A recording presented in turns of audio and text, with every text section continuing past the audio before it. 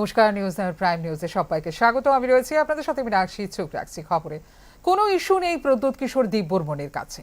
Greater Tripuraland থানসার নামে বিভ্রান্তি ছড়াচ্ছেন প্রদ্যোৎ কিশোর দিব্যবর্মন। বৃহস্পতিবার নির্বাচনী প্রচারে নতুন বাজার মালবাসা কেন্দ্রে পহরপুরে আয়োজিত যোগদান কর্মসূচিতে বক্তব্য রাখতে গিয়ে এমনটাই উল্লেখ করেন মুখ্যমন্ত্রী ডাক্তার মানিক সাহা। এডিসিতে শান্তি, উন্নয়ন ও সুশাসনের পক্ষে মানুষ আজ ঐক্যবদ্ধ। সমস্ত বিভ্রান্তিকে প্রতিহত করে আগামী দিনে এডিসিতে বিজেপি সরকার প্রতিষ্ঠিত হবে বলে প্রত্যয় ব্যক্ত করেন মুখ্যমন্ত্রী ডাক্তার মানিক সাহা। এদিন মুখ্যমন্ত্রীর হাত ধরে মোট 700 ভোটার যোগদান করে বিজেপিতে।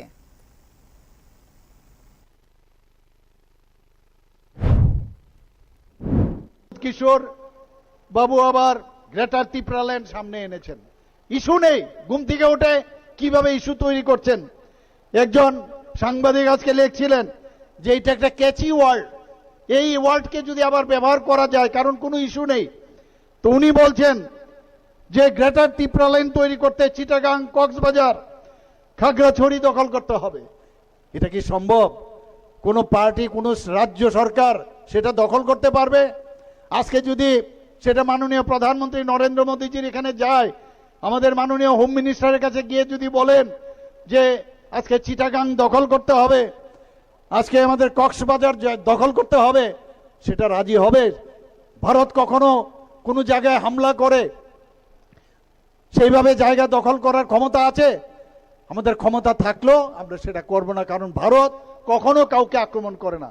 আমাদের নিজেদের যে পাক অকুপায় কাশ্মীর, সেখানেও কিন্তু আমরা এখনো করতে করিনি এখনো, যদিও বলছেন, এবং আমি জানি সেটা করবে, কিন্তু কি করে সেটা হবে? কিভাবে ত্রিপ্রাসাদেরকে এই থানসা নাম দিয়ে এই ত্রিপুরা ল্যান্ডের কথা বলে আপনাদেরকে বিভ্রান্ত করার চেষ্টা করছে। বন্ধুগণ, আমি এখানে যে বিষয়টা এখানে লিখেছেন, হাসনাত মিয়াও কিন্তু বলছেন, বাংলাদেশের হাসনাত মিয়াও কি বলছেন যে ত্রিপুরার সমস্ত নর্থ ইস্ট জোন নাকি উনি নিয়ে নেবেন। তো হাসনাত মিয়ার সাথে এখন আমাদের এই ভদ্রলোকের কি মিল আমরা দেখতে পাচ্ছি। আসন্ন টিটিএডিসি নির্বাচনকে সামনে রেখে প্রস্তুতিতে গতি আনল রাজ্য নির্বাচন কমিশন। মধ্যপ্রদেশ থেকে আনা ইভিএম কড়া নিরাপত্তার মধ্যে আগরতলার উমাকান্ত ময়দানে পৌঁছেছে। প্রায় 3500 ইভিএম মেশিন এসেছে বলে জানিয়েছে রাজ্য নির্বাচন কমিশন। নির্বাচনকে সামনে রেখে প্রস্তুতিতে আরো এক ধাপ এগুলো রাজ্য নির্বাচন কমিশন। মধ্যপ্রদেশে আনা ইলেকট্রনিক ভোটিং মেশিন কড়া নিরাপত্তার মধ্যে আগরতলার উমাকান্ত ময়দানে পৌঁছেছে বৃহস্পতিবার। প্রয়োজনীয় সংখ্যার তুলনায় অনেক বেশি, প্রায় 3500 ইভিএম আনা হয়েছে রাজ্যে, যেখানে নির্বাচন পরিচালনার জন্য আনুমানিক 2100 থেকে 2200টি মেশিনের প্রয়োজন। সেখানে অতিরিক্ত ইভিএম মজুত রাখা হচ্ছে সম্ভাব্য ত্রুটি বা পুনর্ভোটের পরিস্থিতি সামাল দেওয়ার উদ্দেশ্যে। যে আসন্ন নির্বাচনে টিটিএডিসি সাধারণ নির্বাচনের জন্য ব্যবহৃত হবে যে ইভিএমগুলো আছে, সেগুলো মধ্যপ্রদেশ থেকে এইমাত্র এসে পৌঁছেছে। আজকের মধ্যেই আমরা কনসার্ন ডিএম অফিসে এগুলা আমরা পাঠিয়ে দিচ্ছি। কনসার্ন ডিএম অফিস থেকে টিম এসছে, অফিসার্স, পুলিশ এবং অন্যান্য যারা সহযোগিতা করবেন সবাই আছেন। এখান থেকে ওনারা নিজ নিজ ডিস্ট্রিক্টে আজকের মধ্যে আমরা পাঠিয়ে দেওয়ার চেষ্টা করব।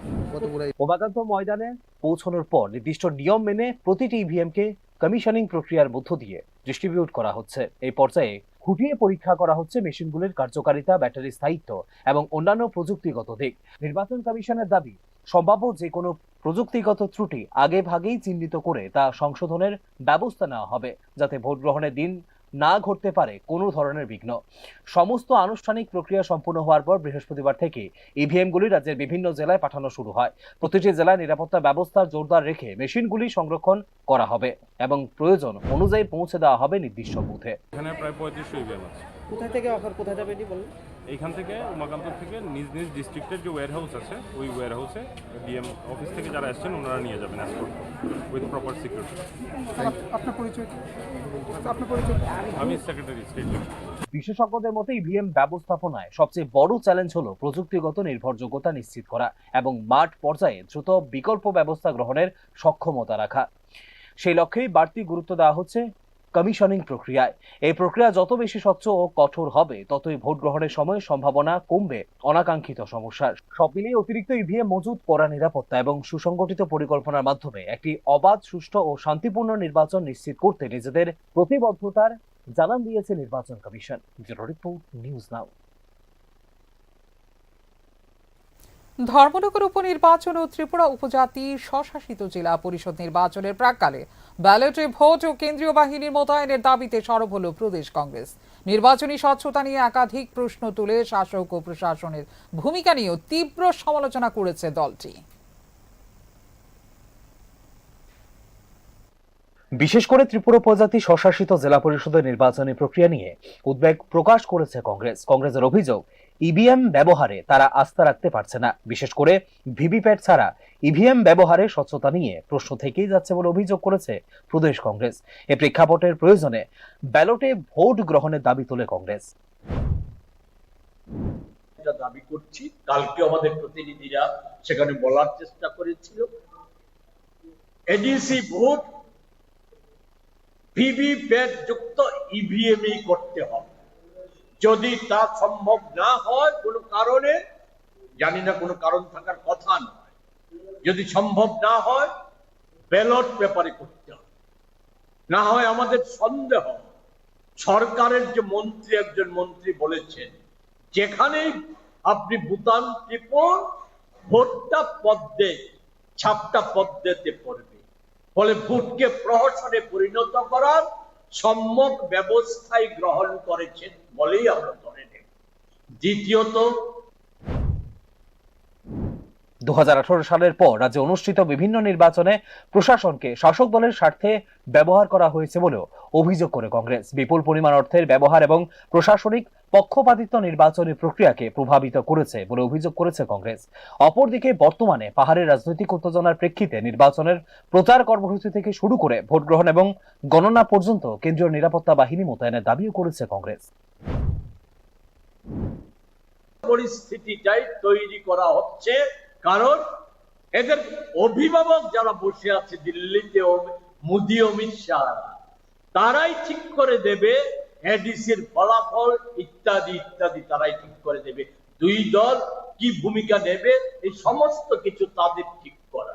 ফলে সেই জায়গায় দাঁড়িয়ে আমরা চাই সেখানে নির্বিঘ্নে যাতে প্রচার অভিযান করা যায়, তার জন্য দ্রুত কেন্দ্রীয় বাহিনী নিয়োগ করা এবং তাদেরকে নিয়োগ করে আমাদের পুলিং এজেন্টদের নিরাপত্তা সহ সর্বত্র কেন্দ্রীয় বাহিনীর মাধ্যমে আমাদের ভোট এবং গণনা সম্পন্ন করার এই দুটো দাবি আমরা নির্দিষ্টভাবে রাখছি। বাকি ধর্মনগর উপনির্বাচন এবং ত্রিপুরা উপজাতি স্বশাসিত জেলা পরিষদের নির্বাচনে সিসি ক্যামেরা এবং ওয়েব কাস্টিং এর মাধ্যমে নজরদারি চালানোর দাবিও করেছে কংগ্রেস। বর্তমান এডিসি সামগ্রিক পরিস্থিতি বিবেচনা করে নিরপেক্ষ নির্বাচন আয়োজন করতে হলে কমিশনকে আরো কড়াকড়ি এবং স্বচ্ছ পদক্ষেপ গ্রহণ করতে হবে বলে উল্লেখ করে ত্রিপুরা প্রদেশ কংগ্রেস। অন্যথায় ভোট প্রক্রিয়ার ওপর জনসাধারণের আস্থা আরো কমে যেতে পারে বলেও আশঙ্কা প্রকাশ করেছে বিরোধী এই দলটি। রিপোর্ট নিউজ নাও। এডিসি নির্বাচনের জন্য সিআরপিএফ দাবি করেও তা পাওয়া যায়নি বলে জানিয়েছেন রাজ্য পুলিশ মহানির্দেশক। তবে নির্বাচন সুষ্ঠুভাবে সম্পন্ন করতে রাজ্য সরকারের নিজস্ব ফোর্স রয়েছে বলে জানিয়েছেন পুলিশ মহানির্দেশক। ত্রিপুরা উপজাতি স্বশাসিত জেলা পরিষদ নির্বাচনকে সামনে রেখে নিরাপত্তা ব্যবস্থা খতিয়ে দেখতে খোয়াই সফরে গেলেন রাজ্য পুলিশের মহানির্দেশক অনুরাগ। বৃহস্পতিবার খোয়াই জেলা পুলিশ সুপার অফিসে পৌঁছে জেলা নিরাপত্তা পরিস্থিতি নিয়ে উচ্চ পর্যায়ের বৈঠক করেন তিনি। বৈঠকে উপস্থিত ছিলেন খোয়াই ও ধলাই জেলার পুলিশ সুপার সহ পুলিশের অন্যান্য শীর্ষ আধিকারিকরা। আসন্ন 12 তারিখে নির্বাচনকে সামনে রেখে আইন শৃঙ্খলা পরিস্থিতি, বাহিনীর মোতায়েন এবং সম্ভাব্য চ্যালেঞ্জ মোকাবেলার কৌশল নিয়ে এদিন আলোচনা হয় বিস্তারিত। সাংবাদিকদের সঙ্গে আলোচনায় নির্বাচনের জন্য সিআরপিএফ দাবি করা সত্ত্বেও তা পাওয়া যায়নি বলে জানিয়েছে রাজ্য পুলিশের মহানির্দেশক। তবে সুষ্ঠুভাবে নির্বাচনের জন্য রাজ্যের কাছে ফোর্স রয়েছে বলে জানিয়েছেন পুলিশ মহানির্দেশক। सेंट्रल आर्म पुलिस फोर्सेस को लेने के लिए, लेकिन हमें वो मिल नहीं पाई केंद्र से। हमारे पास सफिशिएंट फोर्स है और हम निश्चित तौर पर इस इलेक्शन को पीसफुल कराएंगे, क्योंकि फोर्स की कोई कमी नहीं है, ऑफिसर्स की कोई कमी नहीं है, और जो नेसेसरी एक्शन लेना है, प्रिवेंटिव एक्शन जो प्री पोल पीरियड में, जो एंटी सोशल एलिमेंट्स हैं उनके अगेंस्ट जो एक्शन लेना है वो हम ले रहे हैं, और दोनों डिस्ट्रिक्ट्स की पुलिस काफ़ी अच्छा कार्य कर रही है। तो हमें विश्वास है कि ये इलेक्शन पूर्ण तौर पे पीसफुल होगा, क्योंकि हमारे पास फोर्स की कोई कमी नहीं है। নির্বাচনের প্রচার অভিযানে প্রার্থীদের নিরাপত্তার পাশাপাশি নির্বিঘ্নে ভোট গ্রহণ সম্পূর্ণ করার মতো বিষয়গুলি পর্যালোচনা করা হচ্ছে বলেও এদিন জানিয়েছেন পুলিশ মহানির্দেশক। देखिए, जैसे आपको सभी को मालूम है 12 अप्रैल को टीटीए एडीसी के लिए इलेक्शन होना है और उसके लिए हमने संपूर्ण तौर पे व्यवस्था की है, कानून व्यवस्था बनाई रखी है। और इसी क्रम में आज मैं यहाँ पर आया हूँ। जो इलेक्शन है वो पीसफुल हो और जो प्री पोल पीरियड है जिसमें कि विभिन्न कैंडिडेट्स वो अपना चुनाव प्रचार करेंगे, विभिन्न पॉलिटिकल पार्टीज़ के लीडर्स यहाँ पर आएंगे, उनके लिए बगैर किसी बाधा के वो अपना प्रचार कर सकें और ये इलेक्शन पीसफुली हो, इसके लिए हम यहाँ पर आज रिव्यू कर रहे हैं और फर्दर जो भी एक्शन है उसको हम लेंगे। আসন্ন ত্রিপুরা উপজাতি স্বশাসিত জেলা পরিষদের নির্বাচনে মোট 11,000 ত্রিপুরা পুলিশ এবং ত্রিপুরা রাজ্য রাইফেলস জওয়ানকে মোতায়েন করবে পুলিশ প্রশাসন।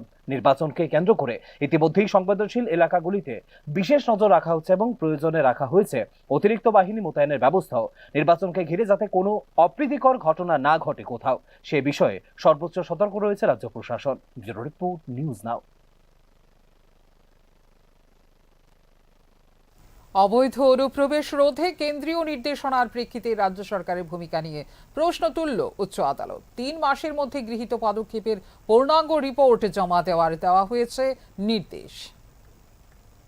অবৈধ অনুপ্রবেশ ইস্যুতে রাজ্য সরকারের গৃহীত পদক্ষেপ সম্পর্কে বিস্তারিত জানতে চাইল উচ্চ আদালত। বৃহস্পতিবার এক গুরুত্বপূর্ণ নির্দেশে কেন্দ্রীয় স্বরাষ্ট্র মন্ত্রণালয়ের নির্দেশ অনুযায়ী অনুপ্রবেশ রোধে রাজ্য সরকার কি ব্যবস্থা নিয়েছে তার পূর্ণাঙ্গ বিবরণ আগামী 3 মাসের মধ্যে আদালতে জমা দিতে রাজ্য সরকারকে নোটিশ দিয়েছে উচ্চ আদালত। After the notification issued by the Ministry of Home Affairs, Government of India, why the concerned state, like every other state, has initiated or some did not implement, and Tripura is also part of that, who did not implement as per the notifications. So therefore, the representative of assembly has submitted many memorandums to different concerned authorities to implement the directions of the Ministry of Home Affairs. But in spite of that, many months has gone and almost it is going to be a year, now 2026 has entered, but yet this implementation to the notification hasn't been implemented. Therefore, অনুপ্রবেশ দেশ এবং রাজ্যের জন্য বিপজ্জনক বলে আদালতকে জানিয়েছে মামলাকারীরা। since it is not the threat only for the indigenous people, it is a threat to the nations, and also it is a threat for the Northeast and also particularly Tripura state. We were being swarmed by the illegal migrants. Therefore, as per the notification by the Ministry of Home Affairs, the petitioner has filed numbers of representations to a different concerned authority. In spite of that, there is no actions and no implementations against these notification. Thereafter, the petitioners approached to the Honorable High Court, and here we have our তিপ্রামথার দায়ের করা একটি মামলা শুনানিতে জারি করা হয় এই নির্দেশ। উল্লেখ করা যেতে পারে, গত 2025 সালের মে মাসে অবৈধ অনুপ্রবেশকারীদের চিহ্নিত এবং তাদের বিরুদ্ধে আইন অনুযায়ী ব্যবস্থা নেওয়ার 30 দিনের সময়সীমা বেঁধে দিয়েছিল কেন্দ্রীয় গৃহ মন্ত্রক। ব্যুরো রিপোর্ট, নিউজ নাও।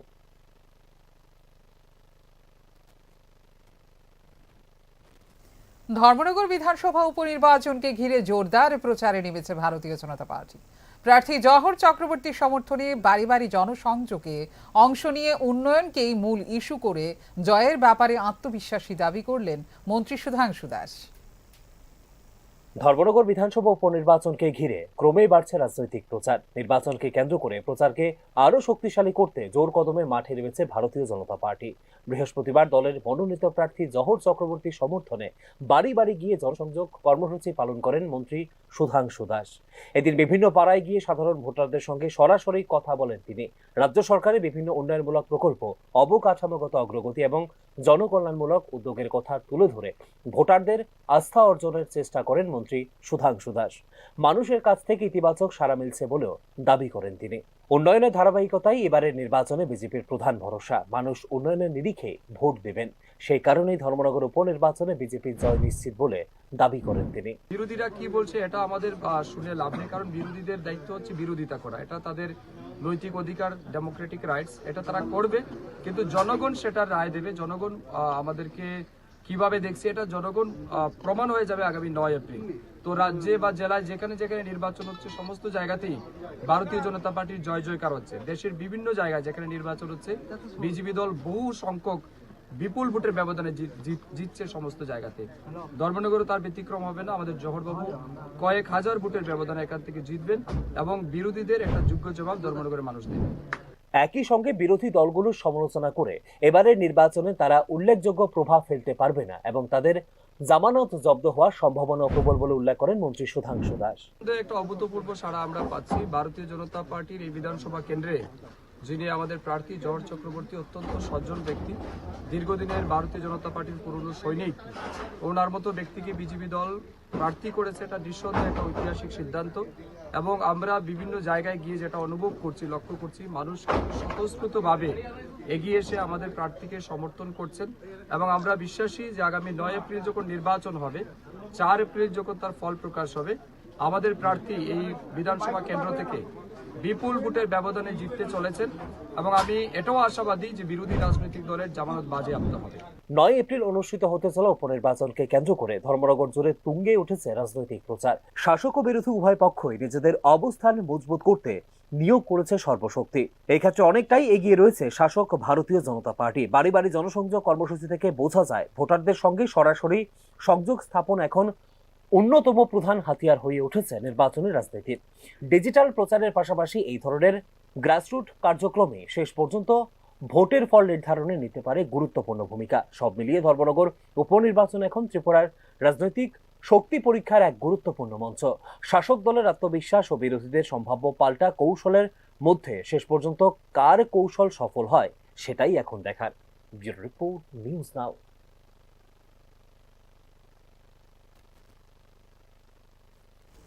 আগরতলা শহরের বিভিন্ন এলাকায় বেআইনিভাবে রাস্তা দখল করে দিনের পর দিন নির্মাণ সামগ্রী ফেলে রাখার প্রবণতায় বাড়ছে যানজট ও জনভোগান্তি।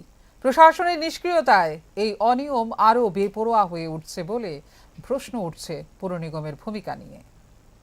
আগরতলা শহরের বিভিন্ন প্রান্তে বেআইনিভাবে রাস্তার উপর নির্মাণ সামগ্রী ফেলে রাখার প্রবণতা উদ্বেগজনক রূপ নিচ্ছে ক্রমশ।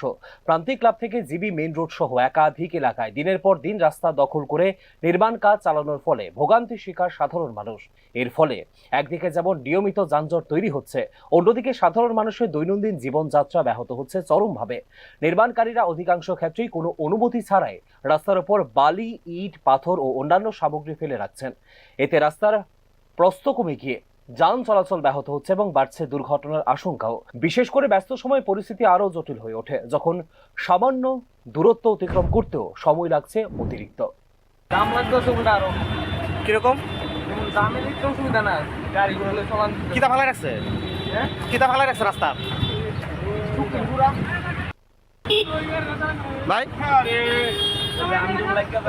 হ্যাঁ রাস্তার ভিতরে ফালাই রাখছে, কিতা ফালাই রাখছে এই পাথর। এটা কি ফালাইতে পারে তোর রাস্তার ভিতরে? তো পারে না ফালাই। এটা কোন রুটে? এটা মানে রুটটা কোন দিকে গেছে? জিবি গেছে। এই পরিস্থিতির আরও একটি গুরুত্বপূর্ণ দিক হলো প্রশাসনিক নিষ্ক্রিয়তা। অভিযোগ, সংশ্লিষ্ট এলাকাগুলির কাছেই পুর নিগমের কার্যালয় থাকা সত্ত্বেও এই ধরনের বেআইনি কার্যকলাপের বিরুদ্ধে নেওয়া হচ্ছে না দৃশ্যমান কোনো পদক্ষেপ। ফলে নিয়ম প্রয়োগে কি গাফিলতি রয়েছে নাকি ইচ্ছাকৃতভাবে চোখ বন্ধ করে রাখা হচ্ছে তা নিয়ে উঠছে প্রশ্ন। সত্যি কথা, এটা 1 নম্বর রোড, সবচেয়ে মানুষের রাস্তা, প্রয়োজনীয় রাস্তা। এখানে দেখতে গেলে জিবিতে 100% নিয়ে যেতে গেলে এখানে আসতে গাড়ি রাস্তার মধ্যে একটা রাস্তার অর্ধেক গাড়ি বসে, হ্যাঁ মানুষের তো সাংঘাতিক অসুবিধা, চলাফেরা করতে পারি না। আমরা তো দাদা একটু আমরা ইলিগাল গাড়ির জন্য যদি পিঠের উপর জাম যেতে একটু রোডিং করে একটু মাটি ফেলে যায় কেউ একটু সুবিধা শূন্য সময় তো দেখা যায় কি হয় টুকলা নিয়ে যায় গাড়ি পর্যন্ত টুকলা নিয়ে যায় আর এখন কেন তারা কোনো প্রদর্শন নেই এটাই আমার নগর পরিকল্পনাবিদদের মতে শহুরে এলাকায় নির্মাণ কাজের ক্ষেত্রে নির্দিষ্ট নিয়ম ও নির্দেশিকা থাকলেও তার যথাযথ প্রয়োগ না হলে ভেঙে পড়তে পারে শহরের স্বাভাবিক পরিকাঠামো। রাস্তা দখল করে নির্মাণ সামগ্রী রাখা শুধু যানজটই বাড়ায় না, বরং জরুরি পরিষেবার গাড়ি চলাচলেও বাধার সৃষ্টি করতে পারে, যা জননিরাপত্তার জন্য বড় হুমকি। এছাড়া দীর্ঘদিন ধরে এই ধরনের অনিয়ম চলতে থাকলে তা এক ধরনের নতুন স্বাভাবিক হয়ে ওঠে, যা ভবিষ্যতেও আরো বড় মাত্রায় নিয়ম ভঙ্গনের পথ প্রশস্ত করে বলে মনে করছে সংশ্লিষ্ট মহল। সময় মতো তাতে হস্তক্ষেপ করে কঠোর নজরদারি চালানো এবং আইন লঙ্ঘনকারীদের বিরুদ্ধে ব্যবস্থা নেওয়া এখন সময়ের দাবি বলে মনে করছে সাধারণ মানুষ। বর্তমান পরিস্থিতিতে দ্রুত পদক্ষেপ নিয়ে রাস্তা দখলমুক্ত করা এবং ভবিষ্যতে এই ধরনের অনিয়ম রোধে কার্যকর ব্যবস্থা গ্রহণ করাই শহরবাসীর প্রত্যাশা। না হলে আগরতলার মতো দ্রুত বর্ধনশীল শহরে এই সমস্যা আরো জটিল আকার ধারণ করতে পারে বলে আশঙ্কা শহরবাসীর। ব্যুরো রিপোর্ট, নিউজ নাও।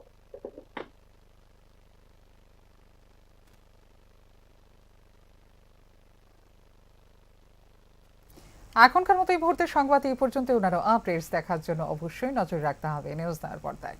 নমস্কার, শুভরাত্রি।